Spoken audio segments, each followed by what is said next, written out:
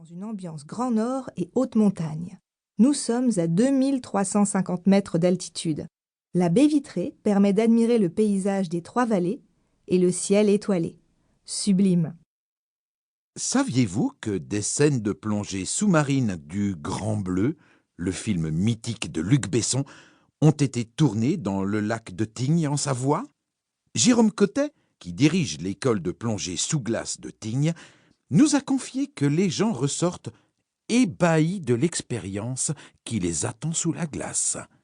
Le contraste entre l'obscurité et les trous de lumière, les bulles qu'on expire et qui se baladent au plafond, celles emprisonnées dans l'épaisseur de la glace.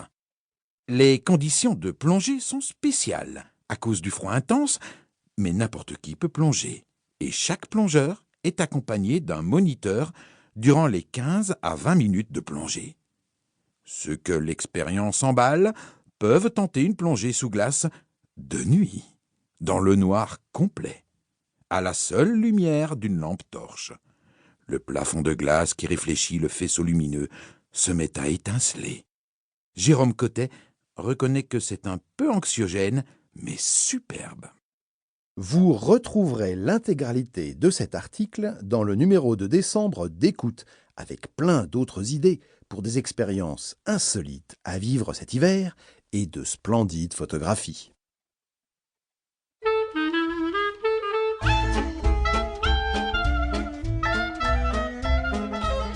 Ce mois-ci, dans notre rubrique « Un mot dans tous ses états », nous allons voir les mots en rapport avec le cinéma.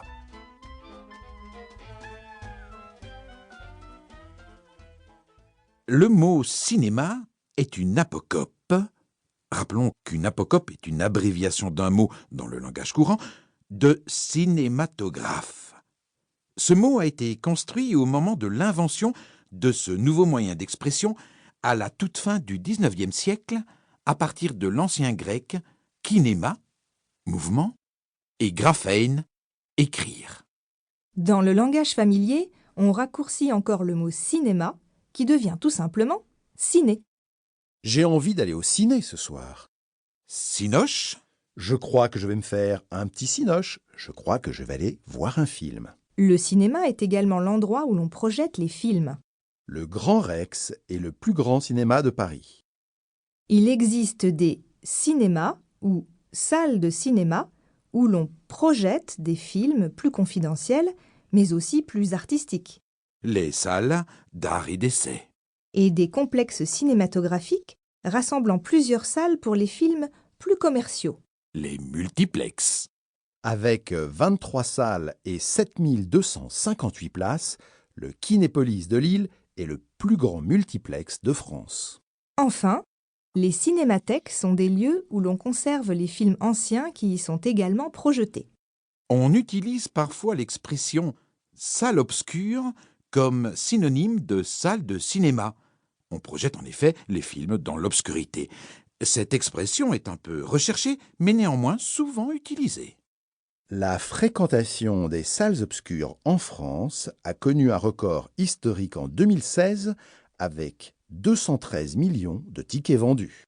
On dit d'un acteur qui joue des rôles dans des films qu'il fait du cinéma. Dans sa carrière, Gérard Depardieu a fait plus de cinéma que de théâtre. Voici quelques dérivés du mot cinéma. L'adjectif cinématographique définit tout ce qui concerne le cinéma. On parlera ainsi d'œuvres cinématographiques, de techniques cinématographiques, et ainsi de suite. Ce film est l'adaptation cinématographique d'un roman à succès. L'auteur d'un film est un cinéaste, un réalisateur ou un metteur en scène. Enfin, le cinéphile est un grand amateur, un connaisseur ou un passionné de cinéma. Martin Scorsese a vu et enregistré des milliers de films. C'est un grand cinéphile. Voici maintenant quelques termes propres au cinéma. Tout film commence par un scénario ou un script qui est l'œuvre d'un ou plusieurs scénaristes. C'est un document écrit comprenant principalement des dialogues et quelques indications sur les mouvements de caméra ou les déplacements des comédiens. Le scénario est... Um dieses Hörbuch kostenlos weiterzuhören, klicke auf den Link in der Beschreibung und du kannst es dank des 30-tägigen Audible-Probeabos vollständig anhören.